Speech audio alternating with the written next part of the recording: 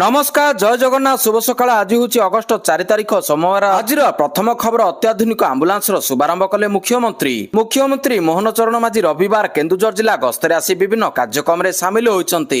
अवसर में मुख्यमंत्री जनसाधारण को चिकित्सा सेवा जोगाई देवा नहीं एडवांस लाइफ सपोर्ट सिस्टम थिबा तीनोटी अत्याधुनिक आंबुलांस शुभारंभ करछंती। केन्दुझर खणी बहुल जिला होइतिबारु जिले में मात्राधिक गाड़ी चलाचल करिथाए। एने विभिन्न समय दुर्घटना घटुतिबा नजर रहिछि। एहाकु दृष्टि रखिबा सह जिलार अपहंच अंचल अत्याधुनिक आंबुलांस सेवा सहायक हेबो बोली केन्दुझर जिलार अग्रणी स्वेच्छासेवी संगठन इंडियन बाइबार्थ प्रकाश करछि। तीनोटी घरोई संस्थार अनुदान रे अत्याधुनिक आंबुलांस प्रदान करा जाउतिबा सूचना मिलिछि। परवर्ती खबर विस्फोरण रेल कर्मचारी मृत।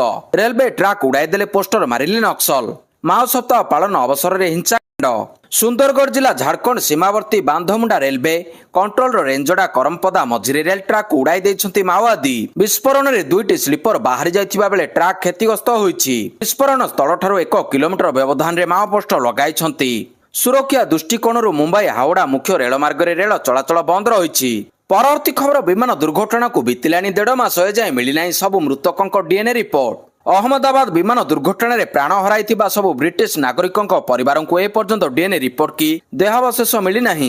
गत जून 12 तारिख रे अहमदाबाद रे घटिथिबा विमान दुर्घटना रे 52 जन ब्रिटिश नागरिकंक समेत मोट 241 जन प्राण हराइथिले। प्राण हराइथिबा 50 जन ब्रिटिश नागरिकंक मध्यरु 12 जनक देहावशेष संस्कार पई ब्रिटेन पठा जाइतिला, किंतु सेथिरु दुईटी भूल बाहरितिला। ए संपर्क रे भारत और ब्रिटेन मध्य उच्च स्तरीय कथाबार्ता होइछि। प्रधानमंत्री नरेंद्र मोदी को ब्रिटेन गस्त काल में ब्रिटिश प्रधानमंत्री स्टामर प्रसंग में आलोचना करथिले।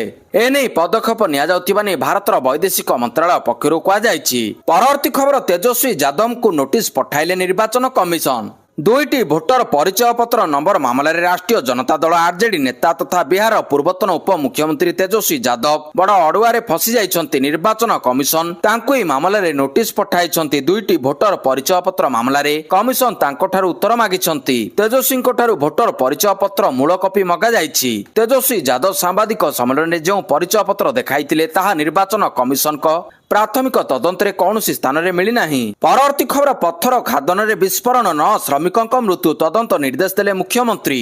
आंध्र प्रदेश बापतला जिला बालिकुरुमा पत्थर खादन रे बड़ विस्फोरण। ई विस्फोरण रे 9 जन श्रमिकंक मृत्यु होइछि। मृतकंक मध्य ओडिशा दिगपहंडर 4 जन मोहनार 2 जन अछंती। उद्धार कार्य एबे मध्य जारी रहिछि। मृत्यु संख्या बढ़िबा आशंका करा जाउछि। खनि कार्य समय विस्फोरण परे बड़ बड़ पत्थर खसी पड़ितिला।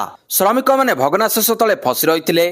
घटना रे तदंत निर्देश देइछंती आंध्र प्रदेश मुख्यमंत्री चंद्रबाबू नायडू। परवर्ती खबर टार्गेट रे राम मंदिर बोमारे उड़ाई देबाकू पाकिस्तान आसिला धमक। अयोध्या राम मंदिर को बोमारे उड़ाई देबा पई एक सांघातिक धमक मिलिछि। एई धमक सोशल मीडिया ऐप इंस्टाग्राम माध्यम रे महाराष्ट्र बीड जिल्ला रे रहुतिबा जने युवकन को दिया जाइछि। धमक देइतिबा व्यक्ति निजको पाकिस्तान कराचीर बासिंदा बोली परिचय देइछि एवं एई आतंकवादी षडयंत्र रे शामिल हेबा पई युवकन को 1 लाख टंकार लांच मध्य जाचिछि।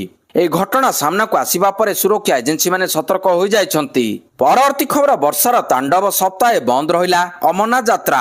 सारा देश में मौसुमीर तांडव। अनेक राज्य में प्रबल वर्षा जोगु बन्या परिस्थिति सृष्टि होइछि।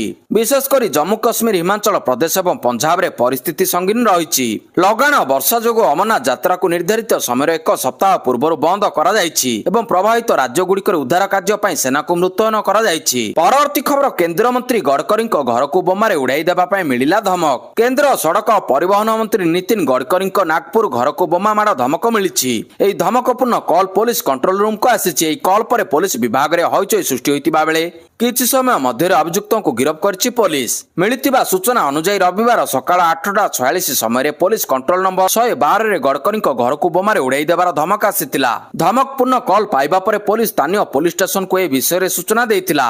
कंट्रोल रूम को कॉल पाइबा पर प्रतापनगर पुलिस अज्ञात व्यक्ति विरोध में मामला रुजु करी तदंत आरंभ करतिला। पुलिस एवं डॉग स्क्वाड दल गडकरी घरे मध्य तलाशी अभियान चलाइतिले।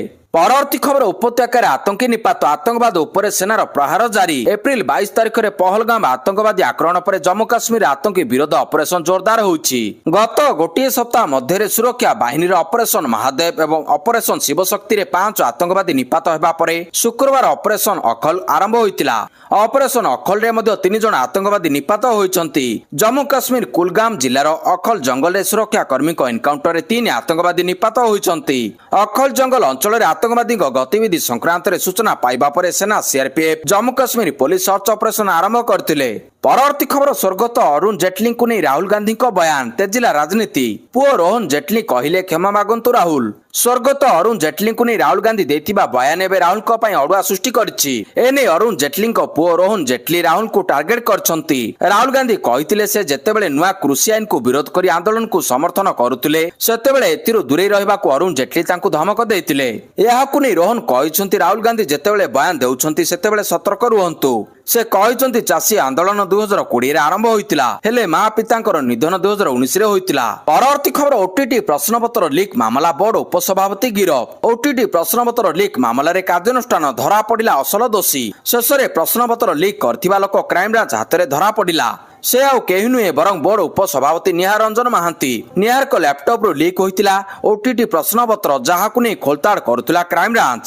ଆଉ ଅନେକ ପରିଶ୍ରମ ପରେ ଶେଷରେ ଦୋଷୀ ଧରା ପଡ଼ିଛି।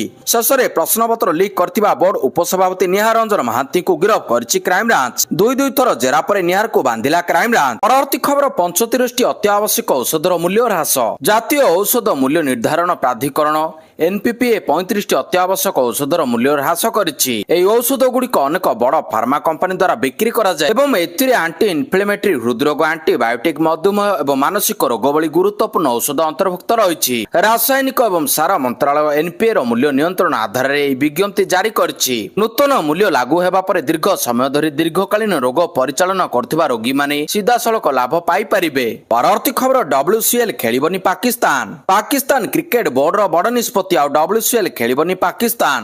ପାକିସ୍ତାନ କ୍ରିକେଟ ବୋର୍ଡ ଭବିଷ୍ୟତରେ ବିଶ୍ୱ ଚାମ୍ପିୟନସିପ୍ ଅଫ୍ ଲିଜେଣ୍ଡସ୍ ଟୁର୍ଣ୍ଣାମେଣ୍ଟରେ ଅଂଶଗ୍ରହଣ କରିବା ଉପରେ ସମ୍ପୂର୍ଣ୍ଣ ପ୍ରତିବନ୍ଧକ ଲାଗୁ କରିବାକୁ ନିଷ୍ପତ୍ତି ନେଇଛି। ପାକିସ୍ତାନ କ୍ରିକେଟ ବୋର୍ଡ ଘୋଷଣା କରିଛି ଯେ ଭବିଷ୍ୟତରେ ବିଶ୍ୱ ଚାମ୍ପିୟନସିପ୍ ଅଫ୍ ଲିଜେଣ୍ଡସରେ ଆଉ କେବେ ଅଂଶଗ୍ରହଣ କରିବ ନାହିଁ। ପାକିସ୍ତାନ କ୍ରିକେଟ ପରିଚାଳନା ସଂସ୍ଥା ଅନୁସାରେ ଭାରତ ଲିଜେଣ୍ଡସ୍ ପାକିସ୍ତାନ ବିପକ୍ଷ ସେମିଫାଇନାଲ ମ୍ୟାଚ୍ ଓହରିଯିବା ନିଷ୍ପତ୍ତି ନେବା ପରେ WCL ର ବୟାନ ଓ କାର୍ଯ୍ୟରେ ସ୍ପଷ୍ଟ ପକ୍ଷପାତିତା ଏବଂ ଦୋହରା ମନୋଭାବ ଦେଖାଯାଇଥିଲା। ପିସିବି କହିଛି ମ୍ୟାଚ୍ରୁ ଜାଣି